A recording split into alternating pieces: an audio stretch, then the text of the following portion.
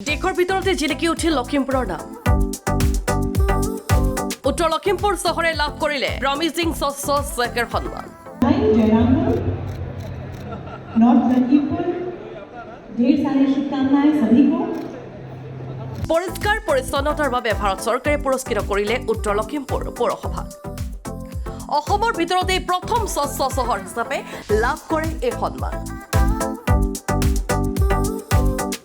ঘৰে ঘৰে জাবৰ কঢ়িওৱা বজাৰ এলেকা পৰিষ্কাৰ কৰি ৰখাকে ধৰি নলা নৰ্দমা আৱৰ্জনা মুক্ত কৰি ৰখাৰ বাবে উত্তৰ লখিমপুৰ চহৰে লাভ কৰিলে এই সন্মান লখিমপুৰ চহৰখন স্বচ্ছ সাৰ্ভেক্ষণৰ যি ৰেংকিং সেই ৰেংকিঙত স্থান পাবলৈ সক্ষম হৈছে আমি অসমৰ উঠি অহা স্বচ্ছ চহৰৰ যিটো এটা বঁটা সেই বঁটা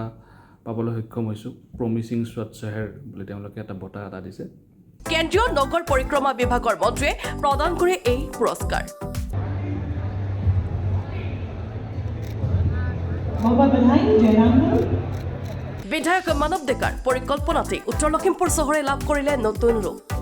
বঁটা পোৱাৰ প্ৰথম যাৰ প্ৰতি ক্ৰেডিট যাব লাগে সেইটো হৈছে আমাৰ মাননীয় বিধায়ক মানৱ ডেকা ডাঙৰীয়া তেখেতে মই চাকৰি জইন কৰা আৰম্ভণিতে তেখেতে এদিন কৈছিলে যে স্বচ্ছ সাৰ্ভেক্ষণ ৰেংকিঙত আমাৰ লখিমপুৰ আহিব পৰা যথেষ্ট সম্ভাৱনা আছে আৰু সেইবাবে আমি এই দিশত কাম কৰিব লাগে তেওঁৰ দিহা পৰামৰ্শ তেওঁৰ মাৰ্গদৰ্শন তেনেকৈ আমি এই দিশত আগবাঢ়িলোঁ এই দিশত যেতিয়া আমি কাম কৰিবলৈ ল'লোঁ তাৰ ফলত আজি এই আমি ৰিজাল্টটো পাবলৈ সক্ষম হৈছোঁ এই সন্মান লাভ কৰি বিধায়ক মানৱ ডেকাই ধন্যবাদ জনালে লখিমপুৰবাসীক